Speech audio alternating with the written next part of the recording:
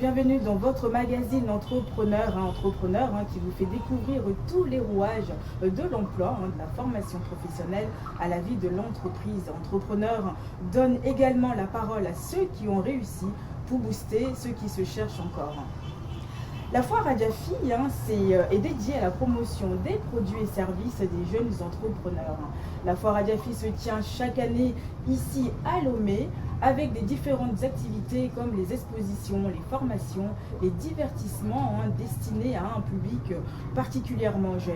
Pour votre magazine Entrepreneur, nous allons rencontrer quelques-uns de ces entrepreneurs pour en savoir plus sur leur activité, mais également sur les défis et les difficultés qui relèvent au quotidien. Bonjour Monsieur Noussia, comment allez-vous? Bonjour Madame, je vais super bien. Très très bien. Très bien.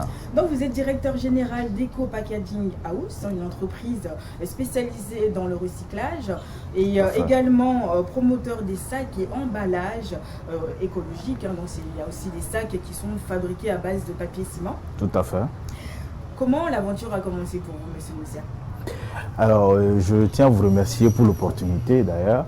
Et il faut dire que l'aventure de Civic Bag, qui est plus connue aujourd'hui comme spécialisée dans la production des emballages écologiques, nous sommes partis d'abord d'un constat, celui de la présence excessive des sachets plastiques dans notre environnement. Donc il fallait trouver une solution à cela. Et nous nous sommes intéressés à une matière première que les Togolais connaissent déjà et qu'ils utilisent à plusieurs occasions, notamment le papier ciment. Donc nous avons repris ces papiers-là que nous avons transformés en des sacs. Ces papiers ciment on vend du colicot dedans, on vend tout à fait, des brochettes, des beignets, voilà, tout ça dedans. Donc nous avons travaillé ce papier-là pour le présenter d'une autre manière, afin d'amener les utilisateurs, les consommateurs, nos concitoyens à se défaire un tant soit peu de l'utilisation des sachets plastiques non biodégradables. Mais est-ce que la population est consciente, ils ont comment vous dire ça, ils connaissent l'importance du recyclage aujourd'hui? Oui, je réponds oui par l'affirmatif. Aujourd'hui, dans le subconscient collectif, les gens pensent que les gens ne maîtrisent pas, en tout cas ne connaissent pas les effets néfastes des sachets plastiques à la fois sur l'environnement et la santé humaine. Si nous, étant praticiens du domaine, on s'est rendu compte que les gens sont conscients de cela, juste qu'il leur manque une alternative pour pouvoir se défaire complètement de ces sachets plastiques. Donc, ils répondent favorablement à l'offre que nous mettons à leur disposition aujourd'hui. Donc les offres comme là, on voit un petit peu ce que vous nous avez ramené en plus bien personnalisé, le petit sac redonner vie donc au sachet plastique, redonner vie donc à pas mal de choses, pas mal de matériel, donc de partir des sachets plastiques pour en revenir à des sacs craft comme ça en papier que vous nous avez offert justement, très beau et très solide en plus. Tout à fait, c'est du plastique, du papier au papier en fait. Papier au papier. Voilà, c'est du papier au papier. C'est ce qui est biodégradable, c'est ce qui peut se composter très facilement. Nous avons ajouté la dimension personnalisation pour permettre à des entreprises comme la vôtre d'afficher leur côté éco-responsabilité en optant pour des sacs en papier qui mettent en valeur à la fois l'image de l'entreprise et son côté éco-responsable. Éco-responsable, il faut voilà. être tous éco-responsables. Tout à fait. Pour donner vie au matériel, c'est très important et puis aussi pour notre bien-être à tous. En tout cas, c'est très bien. Merci beaucoup de nous avoir offert ces sacs-là. Merci. Nous, on est là, c'est bien personnalisé. New York TV, bravo. En tout cas, donc ça va dans les différentes tailles, ça dépend aussi des. Oui, il y a plusieurs tailles. Aujourd'hui, nous avons la capacité de designer le sac selon les préférences du client. C'est parce que nous disons, on met juste des tailles standards à la disposition du client. Maintenant, le client peut dire, moi je veux que la hauteur soit telle, la largeur soit telle. Nous avons la capacité de le designer selon ses préférences. Mais dites-nous, Monsieur Noussia, quelle qualité doit avoir un entrepreneur pour bien mener à bien son business? Les qualités, il y en a plusieurs. Peut-être le temps de notre émission ne nous permettra pas d'énumérer tout ça. Mais moi, je dirais tout simplement la résilience. Il faut être résilient. Parce que sur le chemin, ce n'est pas une route rectiligne. il y a beaucoup de défis à relever, mais il faut être résilient. Avec la résilience, vous finirez par avoir gain de cause. Et dernière question, quels sont les défis auxquels vous faites face au quotidien, monsieur Lucien? Les défis sont de plusieurs ordres également, mais je vais juste recenser deux. Oui. Le premier défi, c'est lié à ce que j'appelle la main-d'œuvre. La main-d'œuvre, aujourd'hui, il n'y a pas d'école qui forme ici sur la production des sacs et tout. Or, nous, il n'y a pas que les sacs, nous sommes dans les emballages. Et l'emballage, ça englobe beaucoup de choses. Nous faisons plus que des sacs aujourd'hui. Donc, on a du mal à trouver des gens capables de pouvoir travailler dans notre unité de production. Donc, si vous prenez quelqu'un, il vous faut 3 mois avant que la personne ne soit techniquement opérationnelle. Et c'est long. Il y a ce défi, mais bon, on essaie d'y pallier avec des petites formations, ça et là. Et il y a l'autre défi aujourd'hui qui est lié d'abord à la crise sanitaire et à la guerre que nous connaissons déjà tous, qui a fait que les prix de nos intrants ont flambé, ont pratiquement doublé, triplé. Donc ça rend un peu complexe la gestion de l'exploitation, de la trésorerie et tout, mais on essaie de s'adapter tout en maintenant à notre niveau nos prix au niveau où il faut pour pouvoir rendre toujours accessibles nos produits. Voilà les deux défis.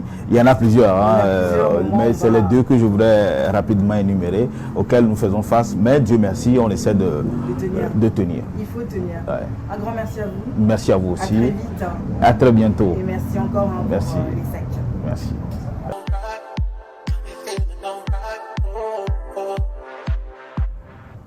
Bonjour Monsieur Kani Kodjou, comment allez-vous? Ouais, je vais bien, bonjour. Très bien. Très bien. Bienvenue à la foire, à Diafi. Merci beaucoup. Monsieur Kani, donc vous êtes agronome phytotechnicien de formation. Vous êtes actuellement promoteur de la marque de vin naturel Krina, qu'on voit justement sur la table ici. Vous êtes formateur de formation aussi. Comment l'aventure a commencé pour vous? Merci beaucoup pour cette opportunité. En fait, l'aventure a commencé depuis 2016, tout d'abord grâce au concours Pépite d'or de la foire à Diafi. Nous avons été connus du grand public en 2016 et après la passion nous a conduit à la transformation des fruits en vin de table. Et actuellement, nous faisons la transformation du bissap, la transformation des fruits et des épices en vin de table. Donc actuellement, nous avons jusqu'à 3 gammes de vin. Et nous sommes aussi dans la formation en tout ce qui est transformation agroalimentaire. Et produire du vin made in Togo, c'est un peu risqué, non? Avec toute la concurrence qu'il y a sur le circuit. Oui, j'aime bien cette phrase, c'est un peu risqué, mais les grands hommes, ceux qui réussissent, c'est ceux qui ont osé. Donc nous avons osé et aujourd'hui, on peut se dire qu'on a été la première entreprise à pouvoir transformer le bissap au Togo en vin et aujourd'hui, il y en a plusieurs parce que nous sommes devenus un modèle pour d'autres jeunes. Et du côté distribution, ça se passe comment? Est-ce que c'est justement que local ou bien c'est exporté aussi vers l'extérieur? Pour dire franchement, actuellement, il n'y a pas trop d'exploitation. Il n'y a que de l'exploitation dans les pays de la CEDEAO parce que pour l'exploitation dans les pays d'Europe, la bouteille, ça pose un peu un problème. Et actuellement, nous nous focalisons sur la population qui connaissent les amateurs du vin. Parce que le vin, c'est déjà un truc de luxe par le passé. Donc, actuellement, on est en train de faire un travail pour rendre le vin un truc de masse, pour que tout le monde puisse goûter un vin localement fait à base de fruits naturels africains. Présentez-nous un petit peu les bouteilles, donc il y a différentes gammes, vous avez dit? Oui, actuellement nous avons jusqu'à 3 gammes de vin. Celui-ci, c'est du vin fait à base du bissap et des épices. Donc nous avons utilisé jusqu'à 4 épices. Il y a 4 côtés appelés en éveil, plekesse. Il y a le clou de girofle, il y a d'autres épices qui sont bien intéressants. Ce vin particulièrement, c'est un aphrodisiaque et ça lutte efficacement contre les plaies, que ce soit chez l'homme et chez la femme. Celui-ci, c'est le premier vin qu'on a fait sortir, c'est du vin de fruits. Il y a le bissap comme élément de base et en même temps, le bissap, c'est de colorant. La conservation est faite avec la chaleur, donc il n'y a pas d'ajout chimique. Et ici, les fruits sont jusqu'à 3 gammes, la passèque, l'orange, l'ananas. Et après, mélanger avec le bissap. Mélanger avec le bissap comme élément de base toujours. Ici, vous avez c'est un vin qui est dans le traitement du paludisme. C'est un vin qu'on a fait à base du bissap comme élément de base. Mais nous avons le quinqueliba, la thémésia et la vétérable. Déjà, on doit savoir que lorsque nous traitons le palu, normalement, on doit avoir des produits de sang. Donc ici, il y a la composition de la vétérable qui lutte contre l'anémie et il y a les autres herbes qui luttent contre le paludisme. Donc nous ne produisons pas du vin pour le plaisir. Il y a le plaisir et la santé dans la bouteille. Et puis la grande bouteille, bien sûr. Et la grande bouteille, c'est un format de vin mixé. Il y a 50% de raisin et 50% de bissap. D'où le nom Noce de Cana. Vous l'appelez comment? Noce de Cana, comme le premier miracle. D'accord. Ouais, c'est parfait, tout ça. Maintenant, il ne reste plus qu'à déguster. Oui.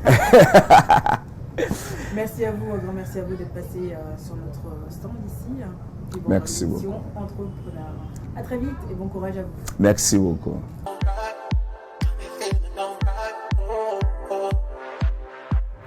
Bonjour monsieur Lucas, comment allez-vous? Je vais bien et vous? Très très bien. Ok.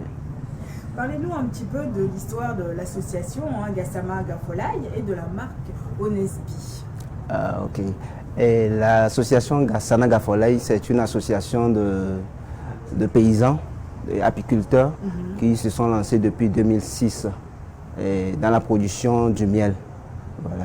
Et en 2022, nous sommes en 2022, donc en 2022, la société SEMA Business a été mise en place pour pouvoir effectuer la commercialisation du miel produit à Femboussou par l'association Gassama Gafolaï. Oui. Et comment se passe la mise en place des ruches exactement? La mise en place des ruches se fait à travers une étude préalable du terrain. On voit d'abord quel type de quel type d'arbre il s'agit pour pouvoir spécifier le goût du miel. Parce que bon, la production du miel se fait à travers des fleurs, du nectar des fleurs, des plantes et tout ça là. Donc on étudie d'abord le terrain pour voir de quel type d'arbre il s'agit et quand est-ce que la saison peut, quand est-ce qu'on est dans la saison florale pour pouvoir mettre en place les ruches. Mais justement là on voit différentes gammes de miel. Donc présentez-nous les. Bon, nous avons du miel d'anacarde, du miel des fleurs d'anacardier, du miel des fleurs de Nîmes et du miel des fleurs de karité.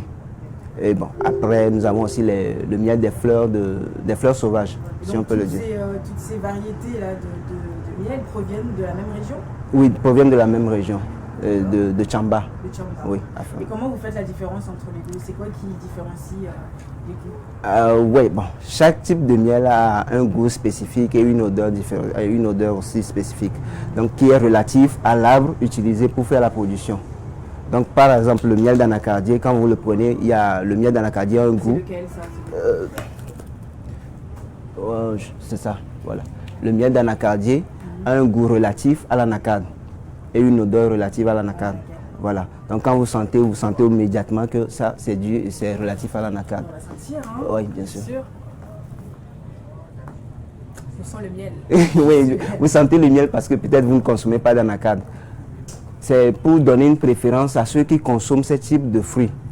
Voilà. Okay. Pour quelqu'un qui consomme le Nîmes, quand il prend ça, il sait automatiquement que ça c'est le miel de Nîmes à travers l'odeur.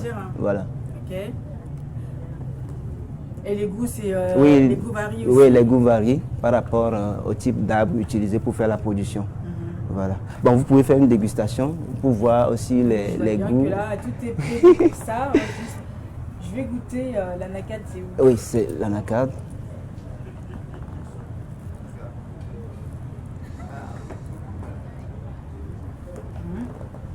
Et ça, c'est le Nîmes. Tout goûter, mais on va comparer les deux. Oui, voilà. Je vais vous dire si c'est exactement le même goût ou pas. Oui. Ça, c'est Nîmes. Oui, ça, c'est le Nîmes. J'arrive pas à faire la différence, justement.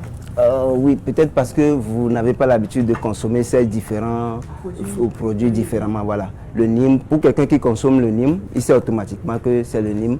Et bon, pour faire cette spécification, il faut que l'arbre soit dominant au niveau lors de l'installation des ruches dans la région. Voilà. Pour les fleurs d'anacardier, par exemple, nous plaçons les ruches dans les champs d'anacarde. qui font des hectares. Des hectares. Oui. Et il faut que le champ aussi soit entretenu pour qu'il n'y ait pas des herbes qui poussent un peu partout pour mélanger les fleurs. Et ça dure combien de temps en fait? Ça doit durer normalement 8 à 10 mois. 10 mois avant Oui. de Oui. vraiment récolter Oui. les... Au cours de l'année, on arrive à faire 2 récoltes. Mais la seconde récolte, il y a assez d'eau dedans. Ce n'est pas assez près comme pour la première récolte. Et donc du coup, vous attendez Oui, encore on attend encore pour... Voilà. Et comment on fait, comment on différencie le bon miel à d'autres? Oui, pour différencier le bon miel, bon, on a cet appareil qui s'appelle le réfractomètre. Oui. Voilà, le réfractomètre qui permet de voir certaines indications du miel. On voit le taux d'eau, la teneur en eau, le taux de baumé et le bris. Le bris, c'est la quantité de sucre contenue dans le miel. Il n'y a pas de mélange là? Non, il n'y a pas de mélange. Cet appareil permet de voir si ça a été mélangé ou pas. D'accord. Parce que le taux de sucre, il y a une indication précise pour le taux de sucre et la quantité de sucre. Voilà. Donc avec cet appareil, on arrive à voir si vraiment ça a été mélangé ou pas. C'est parfait. En tout cas, un grand merci à vous. Je vous en prie. Bon courage. Et puis bon, on aura... Je vais déguster tous les autres saveurs pour Voilà. pouvoir vraiment essayer de fermer les yeux et savoir c'est quoi le... Voilà, sur la langue. Vous utilisez votre langue pour faire cette dégustation Comme et le vous vin. saurez. Voilà, voilà, c'est ça. Ok, écoutez, ça marche. Ouais. Merci beaucoup et puis bon courage à vous. Merci à vous aussi. Mais écoutez, on se retrouve juste après les informations. Restez avec nous.